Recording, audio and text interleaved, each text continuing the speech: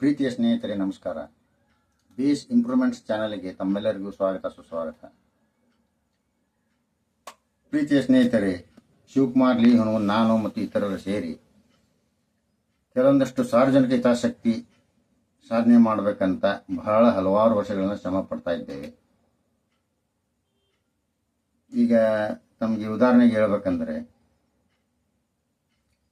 ಸಾರ್ವಜನಿಕ ಹಿತಾಸಕ್ತಿ ಅಂದ್ರೆ ಏನಂತ ಹೇಳ್ತೀನಿ, ಪಬ್ಲಿಕ್ ಇಂಟ್ರೆಸ್ಟ್ ಲಿಟಿಗೇಷನ್ ಅಂತ ಇದಕ್ಕೆ ಇಂಗ್ಲಿಷ್ನಲ್ಲಿ ಹೇಳ್ತಾರೆ ಸ್ನೇಹಿತರೆ. ಕನ್ನಡದಲ್ಲಿ ಸಾರ್ವಜನಿಕ ಹಿತಾಸಕ್ತಿ ವಿಷಯಗಳು ಅಥವಾ ಸಾಧನೆ ಅಂತಾರೆ. ಇದಕ್ಕೊಂದು ಸುಪ್ರೀಂ ಕೋರ್ಟ್ ಸರ್ಕ್ಯುಲರ್ ಇದೆ ಸ್ನೇಹಿತರೆ. ಆ ಸುಪ್ರೀಂ ಕೋರ್ಟ್ ಸರ್ಕ್ಯುಲರ್ ಪ್ರಕಾರ ಅದರಲ್ಲಿ ಕ್ರಮ ಸಂಖ್ಯೆ 8 ಸ್ನೇಹಿತರೆ ನೆನಪಿಡಿ. ಸುಪ್ರೀಂ ಕೋರ್ಟ್ ಸರ್ಕ್ಯುಲರ್ ಅನ್ನ ತಮಗೆ ತೋರಿಸ್ತಾ ಇದ್ದೇನೆ ನೋಡಿ. ಇಲ್ಲೇ ನೋಡಿ, ಸುಪ್ರೀಂ ಕೋರ್ಟ್ ಸರ್ಕ್ಯುಲರ್ ಇದೆ.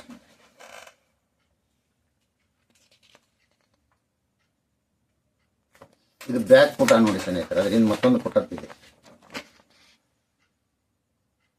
ಇದರಲ್ಲಿ ಕ್ರಮ ಸಂಖ್ಯೆ 8 ಅಂಡರ್ಲೈನ್ ಮಾರ್ಕ್ ಮಾಡಿದ್ದೇನೆ ನೋಡಿ ಸ್ನೇಹಿತರೆ. ಆನಂತರ ಇನ್ನೊಂದು ಮುಖ್ಯ ವಿಷಯ ಅಂದ್ರೆ ಸ್ನೇಹಿತರೆ, ಈಗ ಸುಪ್ರೀಂ ಕೋರ್ಟ್ ಸರ್ಕ್ಯುಲರ್ ತಮಗೆ ತೋರಿಸಿದ್ದ ಮುಖಪುಟದ ಕನ್ನಡ ಅನುವಾದ ಸ್ನೇಹಿತರೆ.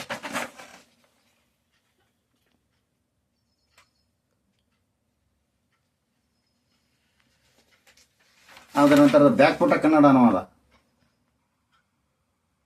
ಅದರಲ್ಲಿ ಕ್ರಮ ಸಂಖ್ಯೆ 8ರಲ್ಲಿ ವಿಷಯ ಇದೆ ನೋಡಿ ಸ್ನೇಹಿತರೆ. ಓದಿ ಹೇಳ್ತೇನೆ ನೋಡಿ ಸ್ನೇಹಿತರೆ. ಕ್ರಮ ಸಂಖ್ಯೆ 8ರಲ್ಲಿ ಪರಿಸರ ಮಾಲಿನ್ಯ, ಪರಿಸರ ಸಮತೋಲನದ ಭಂಗ, ಔಷಧಗಳು, ಆಹಾರ ಕಲಬೆರಕೆ, ಪರಂಪರೆ ಮತ್ತು ಸಂಸ್ಕೃತಿಯ ನಿರ್ವಹಣೆ, ಪ್ರಾಚೀನ ವಸ್ತುಗಳು, ಅರಣ್ಯ ಮತ್ತು ವನ್ಯಜೀವಿಗಳು ಮತ್ತು ಸಾರ್ವಜನಿಕ ಪ್ರಾಮುಖ್ಯತೆಯ ಇತರೆ ವಿಷಯಗಳಿಗೆ ಸಂಬಂಧಿಸಿದ ಅರ್ಜಿಗಳು ಅಂತ ಇದೆ. ಇದರಲ್ಲಿ ನಮ್ಮ ಸಾಧನೆಗಳು ಸ್ನೇಹಿತರೆ, ಪರಂಪರೆ ಮತ್ತು ಸಂಸ್ಕೃತಿಯ ನಿರ್ವಹಣೆ 1, ಇತರೆ ವಿಷಯಗಳಿಗೆ ಸಾರ್ವಜನಿಕ ಪ್ರಾಮುಖ್ಯತೆ ಇತರೆ ವಿಷಯಗಳು ಅಂತ ಹೇಳಿ ಇನ್ನೊಂದು ಸಬ್ಜೆಕ್ಟ್. ಆನಂತರ ಪರಿಸರ ಮಾಲಿನ್ಯ, ಪರಿಸರ ಸಮತೋಲನ, ಈ ಎಲ್ಲ ವಿಷಯಗಳ ಕುರಿತಾಗಿ ಹಲವಾರು ಸಾಧನೆಗಳನ್ನು ಸಾರ್ವಜನಿಕ ಹಿತಾಸಕ್ತಿ ವಿಷಯಗಳಾಗಿ ನಾವು ಆಯ್ಕೆ ಮಾಡಿಕೊಂಡು ಅಧಿಕೃತವಾಗಿ ಕಾನೂನಿನ ಪ್ರಕಾರ writ petition high court of Karnataka Bengaluru ಅವರಿಗೆ ಸಲ್ಲಿಸಿ ಇದನ್ನು ಅಧಿಕೃತವಾಗಿ ಕಾನೂನಾತ್ಮಕ ರೀತಿಯಲ್ಲಿ ಜಾರಿ ತರಬೇಕಂತ ನಾವು ಪ್ರಯತ್ನ ಮಾಡಿದ್ದೇವೆ. ತಮಗೆಲ್ಲ ಸ್ನೇಹಿತರೆ, ಈ ವಿಡಿಯೋದಲ್ಲಿ ಕೊನೆಗೆ ಡಿಸ್ಕ್ರಿಪ್ಷನ್ ಬಾಕ್ಸ್ನಲ್ಲಿ PDF ದಲ್ಲಿ ಎಲ್ಲ ಡಾಕ್ಯುಮೆಂಟ್ಗಳನ್ನು ನಾವು ಹಾಜರು ಮಾಡಿರ್ತೇವೆ ಸ್ನೇಹಿತರೆ. ಅವುಗಳನ್ನೆಲ್ಲ ತಾವು ತಪ್ಪದೇ ನೋಡಿ. ಈ ವಿಷಯ ಏನಪ್ಪ, ಏನ್ ಮಾಡ್ತಾ ಇದ್ದೀರಿ ಸರ್ ನೀವು, ಏನದು ಅಂತದ್ದು 130 ಕೋಟಿ ಜನರಿಗೆ ಸಂಬಂಧಪಟ್ಟಂತೆ ಸಾರ್ವಜನಿಕ ಹಿತಾಸಕ್ತಿ ಸಾಧನೆ ಏನದು ಅಂತ ಎಲ್ಲರಿಗೂ ಒಂದು ಆಶ್ಚರ್ಯಕರತೆ ಉಂಟಾಗಿರ್ಬೋದು ಸ್ನೇಹಿತರೆ. ಈಗ ಒಂದು ವಿಷಯ, ನಿಮ್ಮ ಒಂದು ಪರಿಕಲ್ಪನೆ ಏನಂದ್ರೆ, ಈಗ ನಮ್ಮ ದೇಶದಲ್ಲಿ ಅಯೋಧ್ಯೆ ಅಂತ ಹೆಸರು ನೀವು ಕೇಳಿದ್ದೀರಿ, ಹೌದಾ? ಅಯೋಧ್ಯೆಯಲ್ಲಿ ಶ್ರೀರಾಮಚಂದ್ರನ ಮೂರ್ತಿ ಪ್ರತಿಷ್ಠಾಪನೆ ಆಗಬೇಕಂದ್ರೆ ಕಾನೂನು ಪ್ರಕಾರ ಹೋರಾಟ ಅಂತ ಏನು ನಾವು ಎಲ್ಲ ಜನ ಅನುಭವಿಸಿದ್ದೀವಿ ಅಥವಾ ಮಾಡಿದೇವಲ್ಲ, ಕಾನೂನು ಪ್ರಕಾರ ಹೋರಾಟ ಎಷ್ಟು ವರ್ಷ ಆಯ್ತಂತ ನಿಮ್ಗೆ ಅಂದಾಜು ಗೊತ್ತಿರ್ಬೋದಲ್ಲ. 500 ವರ್ಷಗಳಿಂದ ಹೆಚ್ಚಿನ ಕಾಲ ಹೋರಾಟ ಶ್ರಮ ಹಾಕಿದ ನಂತರ ಕೊನೆಗೆ ನಾವು ಶ್ರೀರಾಮಚಂದ್ರ ಮೂರ್ತಿ ಪ್ರತಿಷ್ಠಾಪನೆಯನ್ನು ಅಧಿಕೃತವಾಗಿ ವಿಜೃಂಭಣೆಯಾಗಿ ಆಚರಿಸಿದೀವಿ. ಎಷ್ಟು ವರ್ಷಗಳ ಕಳೆದ ಸ್ನೇಹಿತರೆ? ಅದಕ್ಕಾಗಿ 500 ವರ್ಷಕ್ಕಿಂತ ಹೆಚ್ಚು ಕಾಲ ತಗೊಂತು ಅಲ್ವಾ? ಹಾಗಾದರೆ ಅದಕ್ಕೆ ಕೇವಲ 550 ವರ್ಷಗಳಷ್ಟು ಶ್ರಮಪಟ್ಟು ಗೆಲುವು ಹೊಂದಿರತಕ್ಕಂಥ ಶ್ರೀರಾಮಚಂದ್ರ ಮೂರ್ತಿ ಪ್ರತಿಷ್ಠಾಪನೆಯನ್ನೇ ಅತ್ಯಂತ ವೈಭವ ರೀತಿಯಿಂದ ಖುಷಿಯಿಂದ ಆಚರಿಸಿದ್ವಿ. ಯಾಕೆ ಆಚರಿಸಿದ್ವಿ ಹೇಳ್ರಿ? ನಾವು ಪ್ರತಿಯೊಂದು ಏನೋ ಒಂದು ಸಾಧನೆ ಅಥವಾ ಏನೋ ಮಾಡಿದಾಗ ನಾವು ಏನ್ ಹೇಳ್ತೇವೆ ಹೇಳ್ರಿ? ಬೋಲೋ ಭಾರತ್ ಮಾತೆಗೆ ಜೈ ಅಂತಾನೆ ಕರಿತೀವಿ. ಪಿತಾಕಿ ಜಯಂತಿ ಎಲ್ಲಿ ಕರೆಯೋದಿಲ್ಲ, ನೀವು ನೋಡಿದ್ದೀರಿ, ಕೇಳಿದಿರಲ್ವಾ? ಆ ಒಂದು ದಿನ ಏನೋ ನಾವು ಆಚರಣೆ ಮಾಡಿದ್ವಲ್ಲ, ಶ್ರೀರಾಮಚಂದ್ರನ ಪ್ರತಿಷ್ಠಾಪನೆ ದಿನ ಹೇಳಿದ್ರಿ. ಅವತ್ತು ನಾವು ಕರೆ ಏನಂತ ಹೇಳಿದ್ರಿ? ಪಿತಾಕಿ ಜೈ ಅಂತ ರೀತಿಯಲ್ಲಿ ಹೇಳಿದ ಸ್ವರೂಪ ಬಂದಿತ್ತು ಅವತ್ತು ನಮ್ಮೆಲ್ಲರ ಕಡೆ. ಅವತ್ತೊಂದು ಖುಷಿ ಬಾಯ್ತು ನಮ್ಗೆ. ಜೈ ಶ್ರೀರಾಮ್ ಅಂತ ನಾವು ಹೇಳಿದ್ವಿ. ಜೈ ಶ್ರೀರಾಮ್, ಜೈ ಜೈ ಶ್ರೀರಾಮ್. ಇದರ ಅರ್ಥ ಬೋಲೋ ಭಾರತ್ ಮಾತಾಕಿ ಜೈ ಅನ್ನೋದರೊಂದಿಗೆ ಬೋಲೋ ಪಿತಾಕಿ ಜೈ ಅಂತ ಹೇಳಿದಂತಹ ಒಂದು ಸಮಾಧಾನ ನಮಗೆ ಅಖಂಡವಾಗಿ ಗೋಚರ ಬಂತು ಸ್ನೇಹಿತರೆ. ನೆನಪಿಡಿ, ಹೌದಾ? ಬೋಲು ಭಾರತ್ ಮಾತಾಕಿ ಜೈ ಅಂತ ಮಾತಾಕಿ ಜೈ ಅಂತ ಎಲ್ಲರಂತೀವಿ ನಾವು. ಪಿತಾಕಿ ಜೈ ಅಂತ ಒಟ್ಟ ಅಂದಿದ್ದಿಲ್ಲ. ಅದನ್ನು ಪರೋಕ್ಷವಾಗಿ ಅವತ್ತಿನ ದಿವಸ ನಾವು ಶ್ರೀರಾಮಚಂದ್ರನ ಮೂರ್ತಿ ಪ್ರತಿಷ್ಠಾಪನೆ ಮಾಡಿ ಅಧಿಕೃತವಾಗಿ ಜಾರಿಗೊಳಿಸಿ ಆಚರಣೆ ಮಾಡಿ ಜೈ ಶ್ರೀರಾಮ್, ಜೈ ಜೈ ಶ್ರೀರಾಮ್ ಅಂತ ನಾವು ಹೇಳಿ ಹೆಮ್ಮೆ ಪಟ್ಟು ಅವತ್ತಿನಿಂದ ಇವತ್ತಿನವರೆಗೆ ನಾವು ಶಿವಶಕ್ತಿ, ಶಿವ ಮತ್ತು ಶಕ್ತಿ ಎರಡರನ್ನು ಸಮಾನವಾಗಿ ಭಕ್ತಿಯಿಂದ ಆರಾಧಿಸ್ತಕ್ಕಂತಹ ಒಂದು ಕ್ರಮವನ್ನ ತಂದಿರತಕ್ಕಂಥ ಹೆಮ್ಮೆಯ ದೇಶ ಭಾರತ ದೇಶ ಸ್ನೇಹಿತರೆ. ಅಂತಹದೇ ಒಂದು ಹೆಮ್ಮೆಯ ಸಾಧನೆಯನ್ನ ಎಷ್ಟೋ ವರ್ಷಗಳು, ಸಹಸ್ರಾರು ವರ್ಷಗಳಿಂದ ಮಾಡಲಾರದಂತಹ ಸಾಧನೆ ಸ್ನೇಹಿತರಿಗೆ ನಾನು ವಿಷಯ ಹೇಳ್ತಾ ಇರೋದು ನಿಮಗೆ. ಸಹಸ್ರಾರು ವರ್ಷಗಳು, 4,000, 5,000, 50,000 ವರ್ಷಗಳ ಹಿಂದೆ. ಒಂದು ಉದಾಹರಣೆಗೆ ನಳಂದ ವಿಶ್ವವಿದ್ಯಾಲಯ, ತಕ್ಷಶಿಲಾ ವಿಶ್ವವಿದ್ಯಾಲಯ ಅಂತ ನೀವು ಹೆಸರು ಕೇಳಿದ್ದೀರಿ. 4, 5ನೇ ತರಗತಿ 7ನೇ ತರಗತಿ ಓದುವಾಗ ನಮ್ಗೆ ಬರ್ತಿದ್ದು ನೋಡ್ರಿ. ಹೌದಾ, ನೆನಪಿದೆಯಾ? ನಳಂದ ವಿಶ್ವವಿದ್ಯಾಲಯ ಅಂತ ಹೇಳಿತ್ತು. ಅದು ಸುಮಾರು ಈಗ ಶ್ರೀಕೃಷ್ಣ ದೇವರಾಯನ ಕಾಲಕ್ಕಿದ್ದಂಥವು ಅವೆಲ್ಲ, ಈ ಅಶೋಕ ಚಕ್ರವರ್ತಿ ಇದ್ದಂತಹ ಕಾಲಕ್ಕೆ ಅವೆಲ್ಲ ಇದ್ದಂಥವುಗಳು. ಸುಮಾರು ಈ ಲೆಕ್ಕ ನೋಡಿದ್ರೆ 4,000 ವರ್ಷಗಳ ಹಿಂದಿನಿಂದ ಲೆಕ್ಕ. ಆ ನಳಂದ ವಿಶ್ವವಿದ್ಯಾಲಯ, ತಕ್ಷಶಿಲಾ ವಿಶ್ವವಿದ್ಯಾಲಯ ಮತ್ತು ಇನ್ನಷ್ಟು ಕೆಲವಷ್ಟು ಹಿಂಗೆ 3-4 ವಿಶ್ವವಿದ್ಯಾಲಯಗಳು ಇದ್ವು ಆ ಕಾಲಕ್ಕೆ. ಅಂತ ವಿಶ್ವವಿದ್ಯಾಲಯಗಳಲ್ಲಿ 64 ವಿಷಯಗಳನ್ನ ಬೋಧಿಸಲಾಗುತ್ತಿತ್ತು ನಮ್ಮ ದೇಶದಲ್ಲಿ. ವಿದೇಶಿಯರು ವಿದ್ಯಾರ್ಥಿಗಳಾಗಿ ಬರುತ್ತಿದ್ದರು ಸ್ನೇಹಿತರೆ. ವಿದೇಶಿಗಳು ವಿದ್ಯಾರ್ಥಿಗಳಾಗಿ ಬಂದರೂ ಸಹ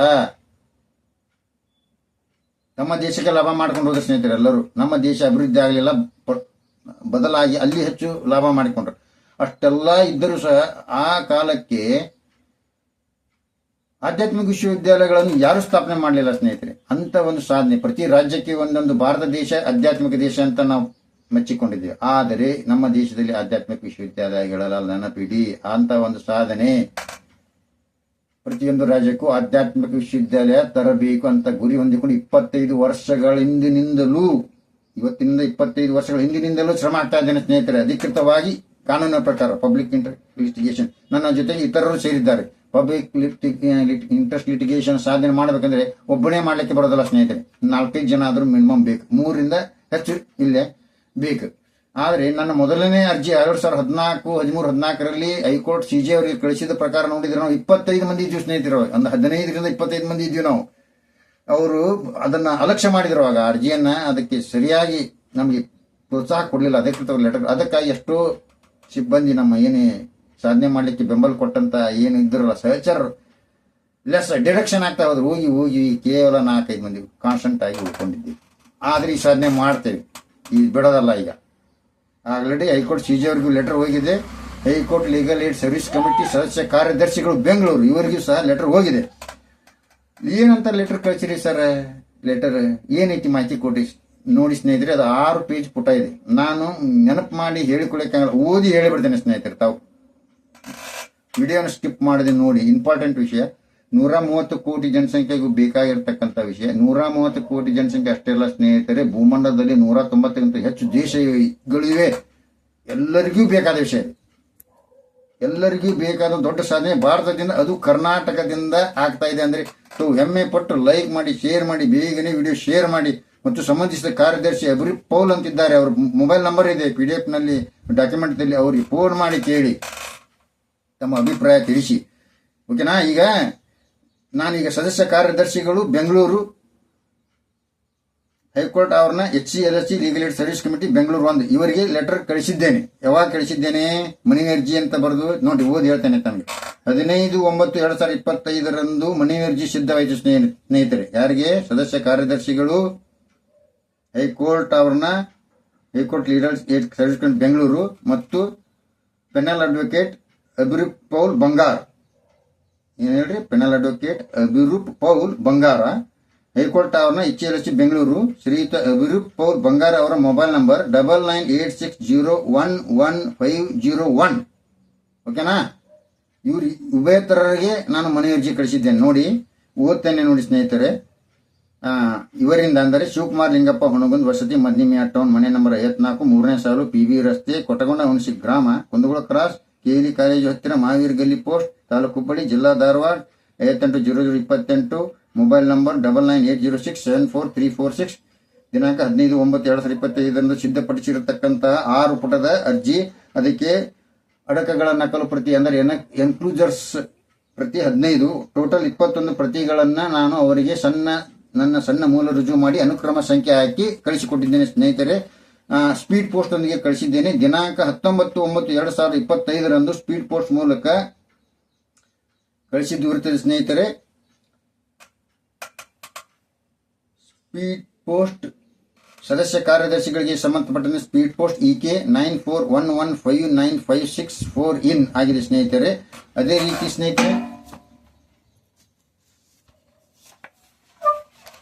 ಕಣ್ಣಲ್ ವಕೀಲರಾಗಿರ್ತಕ್ಕಂಥ ಶ್ರೀಯುತ ಅಬ್ರಿಪ್ ಪೌಲ್ ಬಂಗಾರ್ ಅವರಿಗೆ ಕಳಿಸಿರ್ತಕ್ಕಂಥ ಸ್ಪೀಡ್ ಪೋಸ್ಟ್ ದಿನಾಂಕ 19/9/2025 ಇದ್ದು ಸ್ಪೀಡ್ EK ನಂಬರ್ 94115958 ಇನ್ ಆಗಿದೆ ಸ್ನೇಹಿತರೆ. ಈಗ ವಿಷಯವನ್ನು ಓದ್ತಾ ಇದ್ದೇನೆ. ತಾವು ತಪ್ಪದೇ ಸ್ಕಿಪ್ ಮಾಡದೆ ಎಲ್ಲವನ್ನು ನೋಡಿ ಕಮೆಂಟ್ನಲ್ಲಿ ಹಾಕಬೇಕು ಮತ್ತು ಎಲ್ಲರೂ ಶೇರ್ ಮಾಡಬೇಕು, ಸಬ್ಸ್ಕ್ರೈಬ್ ಆಗಬೇಕು ಎಂದು ತಮ್ಮಲ್ಲಿ ವಿನಂತಿಸುತ್ತಾ ವಿಷಯ ಮತ್ತು ವಿಸ್ತರಣೆ ಸ್ನೇಹಿತರೆ.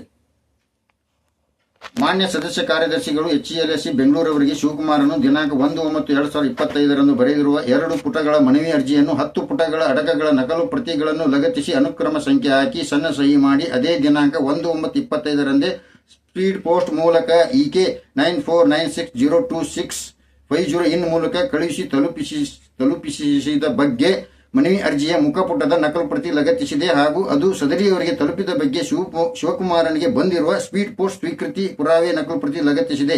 ವಿಷಯ 2. ಮಾನ್ಯ ಪೆನಲ್ ವಕೀಲರು HELSC ಬೆಂಗಳೂರಿವರಿಗೆ ಶಿವಕುಮಾರನು ದಿನಾಂಕ 1/9/2025 ಬರೆದಿರುವ 2 ಪುಟಗಳ ಮನವಿ ಅರ್ಜಿಯನ್ನು 10 ಪುಟಗಳ ಅಡಕಗಳ ನಕಲು ಪ್ರತಿಗಳನ್ನು ಲಗತ್ತಿಸಿ ಅನುಕ್ರಮ ಸಂಖ್ಯೆ ಹಾಕಿ ಸಣ್ಣ ಸಹಿ ಮಾಡಿ ಅದೇ ದಿನಾಂಕ 1/9/2025 ಸ್ಪೀಡ್ ಪೋಸ್ಟ್ ಮೂಲಕ EK 94960277 ಇನ್ ಮೂಲಕ ಕಳುಹಿಸಿ ತಲುಪಿಸಿದ ಬಗ್ಗೆ ಮನವಿ ಅರ್ಜಿಯ ಮುಖಪುಟದ ನಕಲು ಪ್ರತಿ ಲಗತ್ತಿಸಿದೆ ಹಾಗೂ ಅದು ಸದರಿಯವರಿಗೆ ತಲುಪಿದ ಬಗ್ಗೆ ಶಿವಕುಮಾರನಿಗೆ ಬಂದಿರುವ ಸ್ಪೀಡ್ ಪೋಸ್ಟ್ ಸ್ವೀಕೃತಿ ಪುರಾವೆ ನಕಲು ಪ್ರತಿ ಲಗತ್ತಿಸಿದೆ.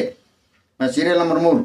ಸಾರ್ವಜನಿಕ ಹಿತಾಸಕ್ತಿ ವಿಷಯಗಳ ಸಾಧನಾಕಾರರ ಅಭಿಪ್ರಾಯವೆಂದರೆ ಭಾರತೀಯ ಪ್ರಜೆಗಳಲ್ಲಿ ಎಲ್ಲ ರಾಜ್ಯಗಳಲ್ಲಿ ಮಾಯಾಲೋಕದ ತೊಂದರೆಗಳು ಹಲವಾರು ಪ್ರಜೆಗಳಲ್ಲಿ ತೊಂದರೆ ಉಂಟು ಮಾಡುತ್ತಿರುವುದನ್ನು ಪತ್ತೆ ಹಚ್ಚುವುದು, ಅದಕ್ಕಾಗಿ ಸಂಶೋಧನಾ ತಜ್ಞರ ತಂಡಗಳನ್ನು ನೇಮಿಸುವಂತಹ ಆದೇಶವಾಗಿಸುವಿಕೆ, ರಕ್ಷಣಾ ತಂಡವನ್ನು ರಚಿಸಲು ಆದೇಶ ಮಾಡಿಸುವಿಕೆ, ಸತತವಾಗಿ ಕಾಲಕಾಲಕ್ಕೆ ಫೋನ್ ನೇರ ಕಾರ್ಯಕ್ರಮಗಳನ್ನು ಹಮ್ಮಿಕೊಳ್ಳುವಂತಹ ಆದೇಶವಾಗಿಸುವಿಕೆ ಹಾಗೂ ಅಂತಹ ತೊಂದರೆಗಳನ್ನು ತೀವ್ರತೆಗಳ ಮಾಹಿತಿ ಸಂಗ್ರಹಿಸಿ ಸಂತ್ರಸ್ತರಿಗೆ ಸೂಕ್ತ ರೀತಿಯಲ್ಲಿ ಪರಿಹಾರ ಒದಗಿಸಲು ಪ್ರತ್ಯೇಕ ಪ್ರಾಧಿಕಾರ ಅಂದರೆ ತಜ್ಞರ ನುರಿತ ತಂಡ ರಚನೆಗೆ ಆದೇಶವಾಗಿಸುವಿಕೆ ಮತ್ತು ಪ್ರತಿ ರಾಜ್ಯಗಳಲ್ಲಿ ಒಂದೊಂದು ಆಧ್ಯಾತ್ಮಿಕ ವಿಶ್ವವಿದ್ಯಾಲಯ ಸ್ಥಾಪನೆ, ಇನ್ನೂ ಮುಂದುವರೆದು ಮಾಯಾಲೋಕದ ದುಷ್ಕೃತ್ಯಗಳನ್ನು ಹಲವಾರು ರೀತಿಗಳಲ್ಲಿ ಪತ್ತೆ ಹಚ್ಚಲು ಅವುಗಳ ನಿವಾರಣೆಗೆ ನಿಗಾವಹಿಸಲು ಮತ್ತೊಂದು ವಿಶೇಷ ತನಿಖಾ ದಳವನ್ನು ಸಹ ರಚಿಸುವಂತೆ ಆದೇಶ ಮಾಡಿಸುವುದು, ಅದಕ್ಕಾಗಿ ಒಂದು ದಿ ಸೂಟಬಿಲಿಟಿ ಆ್ಯಪ್ ಅಂತ ಮಾಡಿಸಿ ಸಮಗ್ರವಾದ ಪೋರ್ಟಲ್ ಸಹ ತಯಾರಿಸಿ ಸಾರ್ವಜನಿಕರಿಗೆ ಉಂಟಾಗುವ ಹಲವಾರು ರೀತಿಗಳ ಮಾಯಾಲೋಕದ ನೆಗೆಟಿವ್ ಎನರ್ಜಿಗಳ ಉಪಟಳ ಹಾಗೂ ಪ್ರಭಾವಗಳಿಂದ ಮುಕ್ತ ಮಾಡಿ ಅವರುಗಳ ಜೀವನ ಉಳಿಸುವುದು ಮತ್ತು ಸದಾ ಜನರಲ್ಲಿ ಜಾಗೃತಿಯನ್ನು ಹುಟ್ಟು ಹಾಕುವುದು. Serial number 4. ಜನರು ಮಾಯಾಲೋಕಗಳೆಂಬ ದುಷ್ಟಕೂಟಗಳ ಕಂಟಕಗಳಿಗೆ ಒಳಗಾಗುವ ವಿಷಯಗಳ ಬಗ್ಗೆ ಬೇಗನೆ ಆಲೋಚನೆ ಹೊಂದಿ ಬೇಗನೆ ಪರಿಹಾರಕ್ಕೆ ಧಾವಿಸಲು ಮಾಹಿತಿ ಮಾರ್ಗದರ್ಶಗಳನ್ನು ನೀಡುವ ಮಾರ್ಗದರ್ಶಕರನ್ನು ನೇಮಿಸುವ ಕುರಿತು ಹಾಗೂ ಭಿತ್ತಿಪತ್ರಗಳನ್ನು ಅಂಟಿಸುವಿಕೆ, ಪಂಪ್ಲೆಟ್ಗಳನ್ನು ಹಂಚುವಿಕೆ ಮತ್ತೆ printing media, WhatsApp media, electronics media, Doordarshan, Akashvani ಕೇಂದ್ರಗಳು, ಫೋನಿನ ನೇರ ಕಾರ್ಯಕ್ರಮಗಳನ್ನು ಇತ್ಯಾದಿಗಳನ್ನು ನಡೆಸುವಿಕೆ ಬಗ್ಗೆ ಸಹ ಆದೇಶವಾಗಿಸಬೇಕೆಂದು ನಮ್ಮ ಪೆನಲ್ ವಕೀಲರಲ್ಲಿ ವಿನಂತಿ ಇದೆ. Serial number 5. ಕೆಲವೊಂದು ಪ್ರದೇಶಗಳಲ್ಲಿ, ಕೆಲವೊಂದು ಹಳ್ಳಿಗಳಲ್ಲಿ, ಕೆಲವೊಂದು ಸಿಟಿಗಳಲ್ಲಿ ಕೆಲವೊಂದಷ್ಟು ಜನತೆ ಈ ಬಾಣಮತಿ ಕಾಟ, ಭೂತ ವಶೀಕರಣ ಕಾಟ, ವಾಮಾಚಾರದ ಕಾಟ, ಒಟ್ಟಾರೆ ಮಾಯಾಲೋಕದ ಕಾಟಗಳಿಗೆ ಭಯಂಕರ ಹಿಂಸಾತ್ಮಕ ನರಳಾಟದ ಹೀನಾಯ ಚಿಂತಾಜನಕ ಸ್ಥಿತಿಗಳಿಗೆ ತುತ್ತಾಗಿ ಅಳಿವಿನೆಂಚಿಗೆ ಹೋಗಿದ್ದಾರೆ. ಇನ್ನು ಎಷ್ಟೋ ಜನರು ಆತಂಕ, ಖಿನ್ನತೆ, ಮಾನಸಿಕ ಜರ್ಜರಿತತನ, ಅಪಾರವಾಗಿ ಗಾಬರಿತನಕ್ಕೆ ಒಳಗಾಗಿ ಎಲ್ಲವನ್ನೂ ಕಳೆದುಕೊಂಡು ಹತಾಶರಾಗಿ ನಲಗುತ್ತಾ ಮರಗುತ್ತಾ ದಿವಾಳಿಯಾಗುತ್ತಿದ್ದಾರೆ. ಸಾರ್ವಜನಿಕರ ಇಂತಹ ಜ್ವಲಂತ ಹೀನಾಯ ಪರಿಸ್ಥಿತಿಯನ್ನು ಕಂಡ ಶಿವಕುಮಾರ್ ಸೂಕ್ತ ಪರಿಹಾರದ ಸಾರ್ವಜನಿಕ ಹಿತಾಸಕ್ತಿ ಸಾಧನೆ ಮಾಡಬೇಕೆಂದು ಕೆಲವರನ್ನು ಒಟ್ಟುಗೂಡಿಸಿ ಚರ್ಚೆ ಮಾಡಿ ಮಾತನಾಡಿ ಮಹತ್ವಪೂರ್ಣ ಸಾರ್ವಜನಿಕ ಹಲವಾರು ವಿಷಯಗಳ ಬಗ್ಗೆ ಸಾಧನೆ ಮಾಡಲು ಹೊಸ ಕಾನೂನಿನಲ್ಲಿ ತಿದ್ದುಪಡಿ ತರಿಸಿ ಬೇಗನೆ ಜನರ ಕಷ್ಟಗಳಿಗೆ ಪರಿಹಾರವಾಗುವಿಕೆಯ ಬಗ್ಗೆ ಸತತ ಶ್ರಮ ಮಾಡುತ್ತಾ ಸಾಗಿದ್ದು ನಮ್ಮ ಪೆನಲ್ ವಕೀಲರು ಮುತುವರ್ಜಿ ವಹಿಸಿ ಯಶಸ್ವಿದಾಯಕ ಸೂಕ್ತ ರೀತಿಯ ವಿವರಣಾತ್ಮಕವಾಗಿ ಸ್ಫುಟವಾದ ಆದೇಶವನ್ನು ಸಾರ್ವಜನಿಕರ ಹಿತಕ್ಕೋಸ್ಕರವಾಗಿ ಮಾಡಿಸಬೇಕೆಂದು ವಿನಂತಿ. ಜನತೆಗೆ ಇಂತಹ ವಾಮಾಚಾರದ ಕಾಟಗಳಿಂದ ಅಭದ್ರತೆ ಅಪಾರವಾಗಿ ಉಂಟಾಗಿ ನಿದ್ದೆ ಸಹ ಹತ್ತುದಂತಾಗಿದ್ದು ಅಪಾರವಾಗಿ ದುಃಖಿಗಳಾಗಿದ್ದಾರೆ. ಇವರಿಗೆಲ್ಲ ಪರಿಹಾರ ತರಲು ಇರುವ ಪ್ರಜಾಪ್ರಭುತ್ವದಲ್ಲಿನ ಸಂವಿಧಾನಾತ್ಮಕ ಅವಕಾಶವೆಂದರೆ ಪಬ್ಲಿಕ್ ಲಿಟಿಗೇಷನ್ ಸುತ್ತಲೂ ಎಲ್ಲಿರುವ ಮಾಹಿತಿಯ ಸಾರವೇ ಅಕ್ಷಯ ಪಾತ್ರೆಯಂತೆ ನಮಗೆ ಗೋಚರವಾಗಿದೆ. ಜನತೆಯನ್ನು ರಕ್ಷಿಸುವುದು ಪ್ರಜಾಪ್ರಭುತ್ವದಲ್ಲಿ ಸರ್ಕಾರದ ಜವಾಬ್ದಾರಿ ಕೂಡ ಹೌದು. ವಿಷಯವನ್ನು ಗಂಭೀರವಾಗಿ ಪರಿಗಣಿಸಿ ದಯಮಾಡಿ ಬೇಗನೆ ಸೂಕ್ತ ಆದೇಶ ಮಾಡಿಸಿರಿ. ಕಾರಣ ಪ್ರಜೆಗಳಿಗೆ ಕಾನೂನು ರೀತಿಯಲ್ಲಿ ಜಾರಿಯಾಗಿ ಬೇಗನೆ ಪರಿಹಾರಗಳು ಉಂಟಾಗಬೇಕಾದದ್ದು ಇದೆ. Serial number 6. ಎಷ್ಟೋ ಜನ ಹಲವಾರು ಡೂಪ್ಲಿಕೇಟ್ ಅಂದರೆ ಡೊಂಗಿ ಸ್ವಾಮೀಜಿಗಳವರ ಹತ್ತಿರ ಹೋಗಿ ಅಂದರೆ ಜನರಿಗೆ ಗೊತ್ತಾಗಿರಲ್ಲ ನಂಬಿರ್ತಾರೆ, ಮೋಸ ವಂಚನೆಗಳು ಅನುಭವಿಸುತ್ತಿದ್ದಾರೆ, ಹಣ ಗುಣ ಇತ್ಯಾದಿ ಹಾಳುಗಡಿಕೊಂಡು ನಿತ್ರಾಣವಾಗಿದ್ದಾರೆ, ವಿರೋಧಿಸಲು ಸಹ ಅಸಹಾಯಕರಾಗಿದ್ದಾರೆ. ಕೆಲವು ಡೋಂಗಿ ಮಾಂತ್ರಿಕರು ಸಂತ್ರಸ್ತರಿಗೆ ಗಾಯದ ಮೇಲೆ ಗಾಯ ಮಾಡಿಸಿ ಆರ್ಧ ಗಾಯ ಮಾಡುತ್ತಾ ಸಾಗಿದ್ದು ಸಮಾಜದಲ್ಲಿ ಹಲವಾರು ಜನರಿಗೆ ಕಂಡುಬಂದಿದೆ. ಇವರುಗಳು ಅಪಾರ ಕಷ್ಟದ ದುಸ್ಥಿತಿಗೆ ಹೋಗಿದ್ದಾರೆ. ಸರಿ, ಅಧಿಕೃತ ಸುಸ್ಥಿರ ಸುವ್ಯವಸ್ಥೆ ಕಾನೂನಿನ ಪ್ರಕಾರವಾಗಿ ಭದ್ರತಾಪೂರ್ವಕ ರೀತಿಯಲ್ಲಿ ನಿಷ್ಪಕ್ಷಪಾತ ರೀತಿಯಲ್ಲಿ ಆಗಿಸುವ ಸಮರೋಪಾದಿನಲ್ಲಿ ಪರಿಹಾರಗಳು ಅಚ್ಚುಕಟ್ಟಾಗಿ ಆಗಬೇಕಾದದ್ದು ಅವಶ್ಯಕವಾಗಿ ತುರ್ತಾಗಿ ನಿರಂತರವಾಗಿ ಆಗಬೇಕಾದದ್ದು ಇದೆ ಎಂದು ನಾವುಗಳು ಸಾಧನಕಾರರು ಮನಗಂಡು ಸರ್ಕಾರದಿಂದಲೇ ಕಾನೂನು ರೀತಿಯಲ್ಲಿ ಜಾರಿಗೊಳಿಸಿ ಸಾರ್ವಜನಿಕರಿಗೆ ಬಹುದೊಡ್ಡ ಸರಿ ಸೂಕ್ತ ವ್ಯವಸ್ಥೆ ಮಾಡಿಸಬೇಕು ಎಂಬ ರೀತಿಯಲ್ಲಿ ಪರಿಹಾರಕ್ಕೆ ಧಾವಿಸಿದ್ದು ಇವುಗಳನ್ನೆಲ್ಲ ಮಾನ್ಯ ಸಿಜೆ ಅವರ ಮುಂದೆ ನಮ್ಮ ಪೆನಲ್ ವಕೀಲರು ಕಾನೂನಿನ ಪ್ರಕಾರವಾಗಿ ಗಮನಕ್ಕೆ ತಂದು ಸೂಕ್ತ ಆದೇಶವನ್ನು ಮಾಡಿಸಬೇಕೆಂದು ವಿನಂತಿ ಇದೆ. Serial number 7. ಈ ಡೋಂಗಿ ಡೂಪ್ಲಿಕೇಟ್ ಸ್ವಾಮೀಜಿಗಳು ಸಂತ್ರಸ್ತರಿಂದ ಅನಧಿಕೃತವಾಗಿ ಹಣ ಕೀಳುತ್ತಾರೆ ಮತ್ತು ಇತರೆ ರೀತಿಯಲ್ಲಿ ಯಾಮಾರಿಸುತ್ತಾರೆ. ಇವರುಗಳು ಸರ್ಕಾರಕ್ಕೆ ಸರಿಯಾಗಿ ಲೆಕ್ಕ ತೋರಿಸಲ್ಲ, ಕಾನೂನು ಬಾಹಿರ ರೀತಿಯಲ್ಲಿ ನಡೆದುಕೊಳ್ಳುತ್ತಿದ್ದಾರೆ, ಅಪಾರ ತಲೆ ಹಿಡುಕತನ ಸೃಷ್ಟಿಸುತ್ತಾ ಸಾಗಿದ್ದಾರೆ. ಅಂತ ಕುಕೃತ್ಯಗಳು ತೊಲಗಿ ಜನರಿಗೆ ಪಾರದರ್ಶಕವಾಗಿ ಯೋಗ್ಯ ದರದಲ್ಲಿ ರಸೀದಿಗಳನ್ನು ನೀಡುವುದರ ವಿಶ್ವಾಸದ ರೀತಿಯಲ್ಲಿ ಪರಿಹಾರಗಳು ಆಗುವಂತೆ ಕ್ರಮಗಳನ್ನು ಅನುಸರಿಸುವಂತೆ ಹಾಗೂ ರೀತಿಯಲ್ಲಿ ಸರ್ವೋತ್ತಮ ರೀತಿಯ ಆದೇಶವಾಗಿಸಬೇಕೆಂದು ವಿನಂತಿಸಿದೆ. ಕ್ರಮ ಸಂಖ್ಯೆ 8. ಕೆಲವೊಂದಷ್ಟು ಜನರಿಗೆ ವಾಮಾಚಾರದ ಕಾಟ ಅನುಭವಿಸುತ್ತಿರುವುದರಿಂದಾಗಿ ಮನೆಯಲ್ಲಿ ಎಲ್ಲರೊಂದಿಗೆ ಕಲಹಗಳು, ತಂದೆ ತಾಯಿ ಅಣ್ಣ ತಮ್ಮಂದಿರು ಅಕ್ಕ ತಂಗಿಯರು ನೆರೆಯವರೊಂದಿಗೆ ಜಗಳ, ಸತತವಾಗಿ ಆಸ್ಪತ್ರೆಗಳಿಗೆ ಪರದಾಡುವಿಕೆ, ಕಲಹಗಳಿಂದಾಗಿ ಹಲವಾರು ಸಮಸ್ಯೆಗಳು ಹುಟ್ಟಿ ಕೋರ್ಟು ಕಚೇರಿಗಳಿಗೆ ಸತತ ಪರದಾಡುವಿಕೆಯಂತಹ ಸಮಸ್ಯೆಗಳು. ಯಾವ ಕಚೇರಿಗಳಿಗೆ ಹೋದರೂ ಸಹ ಹೊರಗಿನ ಕೆಲಸ ಕಾರ್ಯಗಳು ಸರಿಗೆ ಆಗದೆ, ಸಕಾಲಕ್ಕೆ ಆಗದೆ ಅಥವಾ ಯಾವ ಕೆಲಸ ಕಾರ್ಯ ಅಭಿವೃದ್ಧಿಗಳಾಗದೆ ಇರುವಿಕೆಗಳು, ಊಟ ಸಹ ರುಚಿ ಹತ್ತದಿರುವಿಕೆಯಂತಹ ಸಮಸ್ಯೆಗಳು, ನಿರುದ್ಯೋಗತನ, ವ್ಯಾಪಾರದಲ್ಲಿ ಕುಂಠಿತತನ, ಮಾನಸಿಕ ನೆಮ್ಮದಿ ಇಲ್ಲದಿರುವಿಕೆ, ನಿತ್ರಾಣತೆ, ನಿಸ್ತೇಜಕತೆ, ಅರಾಜಕತೆ, ಭಯ ಅನ್ನಿಸುವಿಕೆಯ ಭಾವನೆಗಳು, ದೈಹಿಕ ಹಲವಾರು ಯಾತನೆಗಳು, ಮನೆಯಲ್ಲಿ ಪದೇ ಪದೇ ಅಕಾಲಿಕ ಸಾವುಗಳು, ನಿಗೂಢ ರೋಗಗಳು, ಸತತ ನಲಗುವಿಕೆ, ಮರಗುವಿಕೆ, ಚೈತನ್ಯದ ಮುಖ ಇರದೆ ಬಾಡಿದ ಮುಖ, ಶಾಂತತೆ ಇರದ ಧಾವಂತ, ಬದುಕು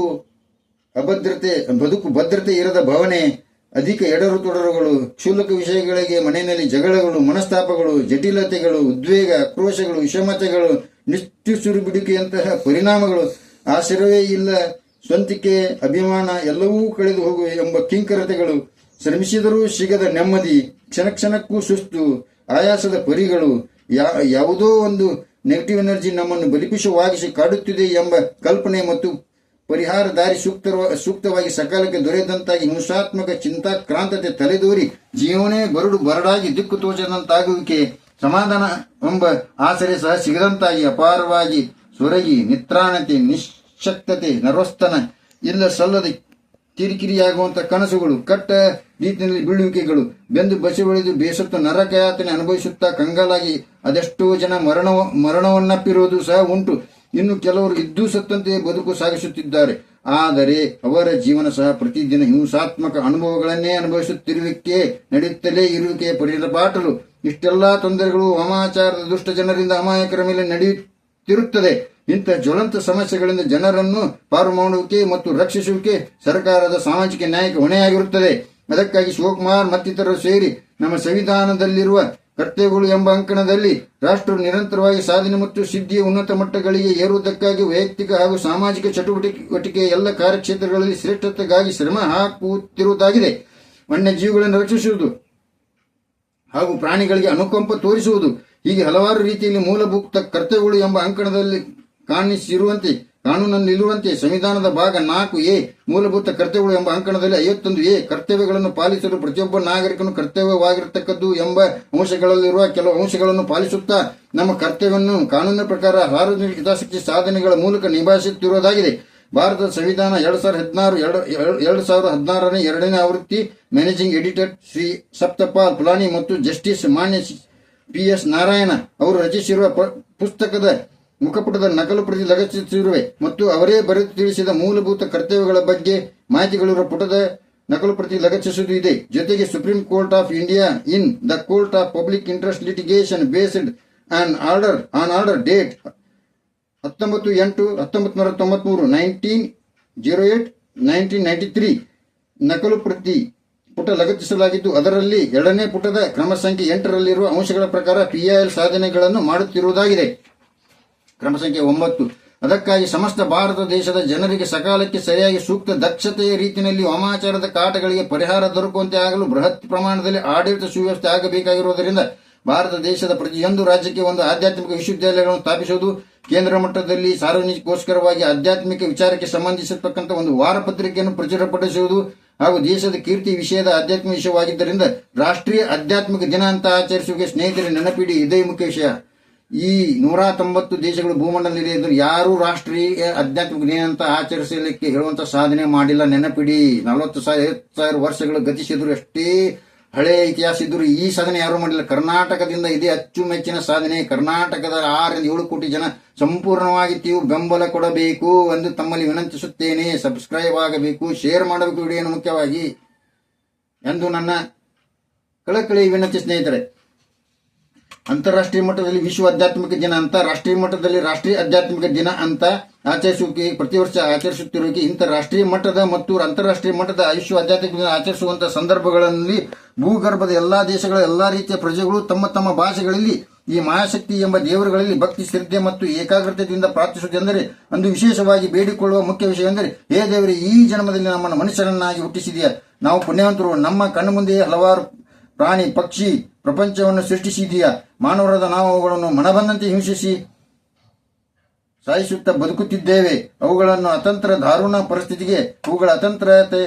ಪರಿಸ್ಥಿತಿಗೆ ಒಂದು ಮಾನವೀಯತೆಯಿಂದ ಪರಿಹಾರ ನಾವು ಭಕ್ತಿಯಿಂದ ತಮ್ಮಲ್ಲಿ ಪ್ರಾರ್ಥಿಸಿ ಬೇಡಿಕೊಳ್ಳೋದೇನೆಂದರೆ, ದೊಡ್ಡ ದೊಡ್ಡ ಪ್ರಾಣಿಗಳಿರುವ ಪಿಂಡಾಂಡಗಳನ್ನು ದಯಮಾಡಿ ಮಾಯ ಮಾಡಿಬಿಡು. ಕಾರಣ ಬೇರೆ ಗ್ರಹಗಳಲ್ಲಿ ಜೀವಿಗಳನ್ನು ಇಟ್ಟಿರುವುದಿಲ್ಲ ಎಂಬುದು ಗೋಚರವಾಗಿದೆ ನಮಗೆ. ಬುಧ, ಮಂಗಳ, ಶುಕ್ರ ಇತ್ಯಾದಿ ಗ್ರಹಗಳಲ್ಲಿ ಜೀವಿಗಳನ್ನು ಇಟ್ಟಿರುವುದಿಲ್ಲ. ಹಾಗೆಯೇ ಭೂಮಿಯಲ್ಲಿ ಮನುಷ್ಯರು ಎಂಬ ಅತಿ ಚುರುಕಿನ ಪ್ರಾಣಿ ಸೃಷ್ಟಿಸಿ ಇತರೆ ಪ್ರಾಣಿಗಳನ್ನು ನಮ್ಮ ಕಡೆಗಿನ ಹಿಂಸಿಸಲು ಯಾಕೆ ಸೃಷ್ಟಿ ಮಾಡಿದೆಯಾ? ನಮ್ಮನ್ನೇ ನಾವು ಪರೋಕ್ಷವಾಗಿ ನಮ್ಮಿಂದಲೇ ಹತ ಮಾಡಿಸುತ್ತಿರುವೆಯಾ? ದಯಮಾಡಿ ದೊಡ್ಡ ದೊಡ್ಡ ಪ್ರಾಣಿಗಳಾದ ನಾಯಿ, ಬೆಕ್ಕು, ಕಾಡು ಪ್ರಾಣಿ ಇನ್ನೂ ಮುಂತಾದ ಸಹಸ್ರಾರು ಪ್ರಾಣಿಗಳನ್ನು ಮಾಯ ಮಾಡಿಬಿಡು. ನಮಗೆ ಜೀವಿಸಲು ಸಸ್ಯವರ್ಗ ಜೀವಿಗಳಷ್ಟೇ ಸಾಕು ಎಂದು ಮಾನವೀಯತೆಯ ಅನುಕಂಪದಿಂದ ಪ್ರಾರ್ಥಿಸುವುದಾಗಿದೆ.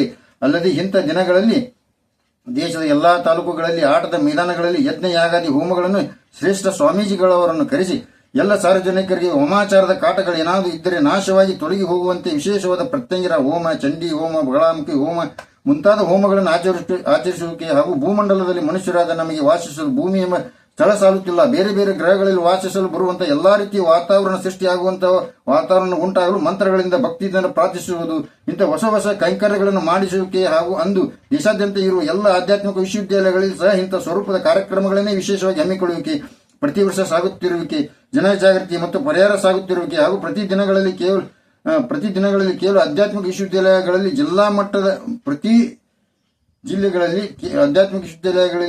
ಮಟ್ಟದಲ್ಲಿ ಪ್ರತಿ ಜಿಲ್ಲಾ ಆಟದ ಮೈದಾನದ ಕೇಂದ್ರದಲ್ಲಿ ಒಂದು ಕೇಂದ್ರವನ್ನು ಸ್ಥಾಪಿಸಿ ಅಲ್ಲಿ ಅಧಿಕೃತವಾಗಿ ಪರಿಹಾರವನ್ನು ನೀಡುವ ಸೂಕ್ತ ವಿಶೇಷ ಸ್ವಾಮೀಜಿಯವರನ್ನು ನೇಮಿಸಿ ಸಂತ್ರಸ್ತರಿಗೆ ವಾರದ 7 ದಿನಗಳಲ್ಲಿ ಪರಿಹಾರ ನೀಡುವಂತಹ ಸುಸಜ್ಜಿತ ವ್ಯವಸ್ಥೆಯನ್ನು ಜಾರಿಗೊಳಿಸುವಿಕೆಯಾಗಿದೆ. ಈ ಯೂಟ್ಯೂಬ್ ಡಿಜಿಟಲ್ ಚಾನೆಲ್ಗಳಲ್ಲಿ ಹಲವಾರು ಯೂಟ್ಯೂಬ್ಗಳು ಮಾಟ ಮಂತ್ರ ತಂತ್ರ ಯಂತ್ರಗಳೆಂಬ ವಿಷಯದ ಬಗ್ಗೆ ಹಲವಾರು ಸ್ವಾಮೀಜಿಗಳನ್ನು ಕರೆಸಿ ಕೊಟ್ಟಿರುವ ಮಾಹಿತಿಗಳಲ್ಲಿರುವ ಎಲ್ಲಾ ರೀತಿಯ ಸ್ವಾಮೀಜಿಗಳನ್ನು ಆಯ್ಕೆ ಮಾಡಿ ಅವರಲ್ಲಿ ಸೂಕ್ತವಾಗಿರುವವರನ್ನು ನೇಮಿಸಿ ಜನತೆಗೆ ಪರಿಹಾರವನ್ನು ಒದಗಿಸುವಂತಹ ಕಾರ್ಯ ಆಗುವಿಕೆ. ಕ್ರಮ ಸಂಖ್ಯೆ 10, ಇದುವರೆಗೆ ತಮಗೆಲ್ಲ ಗಮನ ಸೆಳೆದಿರುವ ವಿಷಯಗಳು ಆಧ್ಯಾತ್ಮಿಕ ವಿಷಯಕ್ಕೆ ಸಂಬಂಧಿಸಿದ ವಿಶೇಷ ಸಾರ್ವಜನಿಕ ಹಿತಾಸಕ್ತಿ ಸಾಧನ ವಿಷಯಗಳಾಗಿವೆ. ವಿಷಯ ಮುಂದುವರೆದು ಜನರಿಗೆ ಮಾಯಾಲೋಕದ ನೆಗೆಟಿವ್ ಎನರ್ಜಿಗಳೆಂಬ ಕಾಟಗಳಿಂದ ಮುಕ್ತಿ ಹೊಂದಲು ಜಿಲ್ಲಾವಾರು ತಜ್ಞರ ಸಮಿತಿ ರಚಿಸುವಿಕೆ, ಉಸ್ತುವಾರಿ ನಿಭಾಯಿಸುವಿಕೆ, ಸಾರ್ವಜನಿಕರಿಗೆ ಸಂತ್ರಸ್ತರಿಗೆ ಅಂತಹ ಮಾಯಾಲೋಕದ ಕಾಟಗಳಿಗೆ ಒಳಪಟ್ಟವರಿಗೆ ಪರಿಹಾರ ತ್ವರಿತಗತಿಯಲ್ಲಿ ಸಾಗಿಸಲು ಮಾಯಾ ಕವಚ್ ಮತ್ತು ರಕ್ಷಾ ಕವಚ್ ಎಂಬ ಉಚಿತ ವಾಹನವನ್ನು ಪ್ರತಿ ಜಿಲ್ಲೆಗಳಿಗೆ ಒಂದರಂತೆ ಭಾರತ ದೇಶಾದ್ಯಂತ ಎಲ್ಲಾ ಜಿಲ್ಲೆಗಳಲ್ಲೂ ಹಂತ ಹಂತವಾಗಿ ಜಾರಿ ಮಾಡಿ ಪರಿಹಾರಗಳನ್ನು ಒದಗಿಸಿಕೊಡುವಂತಹ ಬೃಹತ್ ಕಾರ್ಯ ಸಮರೋಪಾದ ರೀತಿಯಲ್ಲಿ ನಡೆಯಬೇಕಾದ ಎಂಬ ಆದೇಶ ಮಾಡಿಸುವಿಕೆ. ವಾಹನಕ್ಕೆ ಉಚಿತ ಕಾಲ್ ನಂಬರ್ 420 ಎಂದೇ ಕೊಡಿ. ದೇಶಾದ್ಯಂತ ಒಂದೇ ನಂಬರ್ ಇರಲಿ, ಎಲ್ಲರಿಗೂ ಬೇಗನೆ ನೆನಪಿಟ್ಟುಕೊಳ್ಳಲು ಸಹಾಯಕ ಆಗುತ್ತದೆ. ಹಾಗೂ ಉಚಿತ ಟೋಲ್ ಫ್ರೀ ನಂಬರ್ 420 420 420 3 ಸಾರಿ ಕೊನೆಗೆ 0 ಅಂದರೆ 3 ಬಾರಿ 420 ಬರೆದು ತದನಂತರ ಕೊನೆಗೆ ಒಂದು 0 ಲಗತ್ತಿದ್ರೆ ಸಾಕು. ಉಚಿತವಾಗಿ ವಾಟ್ಸ್ಆಪ್ ನಂಬರ್ ಸರಳ ರೀತಿಯಲ್ಲಿ ಎಲ್ಲರಿಗೂ ನೆನಪಿಟ್ಟುಕೊಳ್ಳಲು ಸಹ ಸಹಾಯಕವಾಗುತ್ತದೆ. ಉಚಿತ ಕಚೇರಿ ನಂಬರ್, ಇತರೆ ನಂಬರ್, ಫೋನ್ ನಂಬರ್ಗಳನ್ನು ಕೊಡಿರಿ ಹಾಗೂ ಇಮೇಲ್ ಐಡಿ, ಉಚಿತ ವೆಬ್ ವಿಳಾಸ, ಜನತೆಗೆ ಹಲವಾರು ರೀತಿಯ ಸೌಲಭ್ಯಗಳನ್ನು ಅನುಕೂಲಗಳನ್ನು ಒದಗಿಸಿಕೊಡತಕ್ಕಂಥ ಸುವ್ಯವಸ್ಥೆಗಳು ಆಗಬೇಕೆಂದು ಒಟ್ಟಾರೆ ಇಂತಹ ಆದೇಶವಾಗಿಸಬೇಕೆಂದು ನಮ್ಮೆಲ್ಲರ ಸಾರ್ವಜನಿಕ ಹಿತಾಸಕ್ತಿಯ ವಿಷಯವಾಗಿದೆ. ಸ್ನೇಹಿತರೆ, ಸೀರಿಯಲ್ ನಂಬರ್ 11. ಕರ್ನಾಟಕ ರಾಜ್ಯದಲ್ಲಿ ಸರ್ಕಾರದವರು ಸರ್ಕಾರಿ ಶಾಲೆಗಳಲ್ಲಿ ವಿದ್ಯಾರ್ಥಿನಿಯರಿಗೆ ಉಚಿತ ಬಟ್ಟೆ, ಉಚಿತ ಊಟ, ಉಚಿತ ನ್ಯಾಪ್ಕಿನ್, ಉಚಿತ ತತ್ತಿ, ಉಚಿತ ಶೇಂಗಾ ಚುಕ್ಕಿ, ಉಚಿತ ಬಾಳೆಹಣ್ಣುಗಳು, ಉಚಿತವಾಗಿ ಬೂಟು ಸಾಕ್ಸ್ಗಳು, ಉಚಿತವಾಗಿ ಸ್ಕಾಲರ್ಶಿಪ್ಗಳು, ಉಚಿತವಾಗಿ ಸೈಕಲ್ಗಳು, ಉಚಿತ ಹಾಲು ಇತ್ಯಾದಿಗಳನ್ನು ನೀಡುತ್ತಿರುವುದು ತಮ್ಮೆಲ್ಲರಿಗೂ ಗೊತ್ತಿರುವ ಸಂಗತಿ. ಆದರೆ ನಮ್ಮ ದೇಶವಿರೋದರಿಂದ ಮತ್ತು ವಿಶ್ವ ಯೋಗಾಸನ ದಿನದ ಆಚರಣೆ ಮಾಡುತ್ತಿರುವುದರಿಂದ ನಮ್ಮ ದೇಶದ ಕೀರ್ತಿಯನ್ನು ಇನ್ನೂ ಉತ್ತುಂಗಕ್ಕೆ ತರಲು ನಾವು ಸಾರ್ವಜನಿಕ ಹಿತಾಸಕ್ತಿ ಹೊಸ ಸಾಧನೆಯನ್ನು ಪರಿಚಯಿಸುತ್ತಿದ್ದೇವೆ. ಅದೇನೆಂದರೆ ಭಾರತ ದೇಶದ ಎಲ್ಲಾ ರಾಜ್ಯಗಳಲ್ಲೂ ಆಯಾ ರಾಜ್ಯದ ಎಲ್ಲಾ ಪ್ರಾದೇಶಿಕ ಭಾಷೆಗಳಲ್ಲಿ ಮಾಧ್ಯಮಿಕ ಶಾಲೆಗಳಲ್ಲಿ ವಿದ್ಯಾರ್ಥಿನಿಯರಿಂದ ಹಿಡಿದು ಪದವಿ ಪೂರ್ವ ವಿದ್ಯಾರ್ಥಿಗಳೊಳಗೆ ಒಂದು ಸಾರಿಯಾದರೂ ಯೋಗಾಸನ ಪುಸ್ತಕಗಳನ್ನು ವಿತರಿಸುವ ಒಂದು ಮಹತ್ವಪೂರ್ಣ ಸಾಧನೆ. ಪ್ರತಿಯೊಂದು ಜಿಲ್ಲೆಗಳಲ್ಲಿ ಡೈಟ್ ಶಿಕ್ಷಣ ಸಂಸ್ಥೆ ಇದೆ. ಅಲ್ಲಿ ಒಂದು ಪುಸ್ತಕಗಳನ್ನು ಶಿಫಾರಸು ಮಾಡುವ ಸಮಿತಿ ಇದೆ.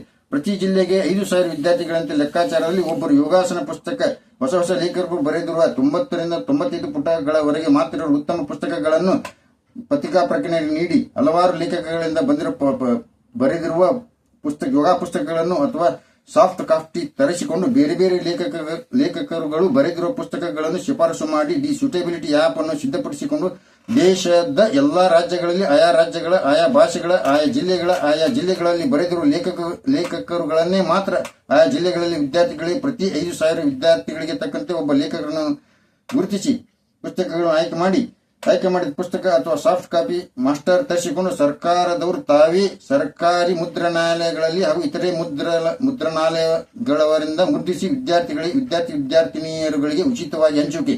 ಈ ಮಹತ್ವಪೂರ್ಣ ಸಾರ್ವಜನಿಕ ಹಿತಾಸಕ್ತಿ ಸಾಧನೆ ಕೇವಲ ದೇಶಾದ್ಯಂತ ಒಂದೇ ಒಂದು ಸಾರಿ ಸೂಕ್ತವಾಗಿ ಆದೇಶ ಜಾರಿಯಾಗಿಬಿಡಲಿ ಎಂಬುದೇ ಸಾಧನಾಕಾರರ ಸಾರ್ವಜನಿಕ ಹಿತಾಸಕ್ತಿ ದೂರದರ್ಶಿತ್ವವಾಗಿದೆ.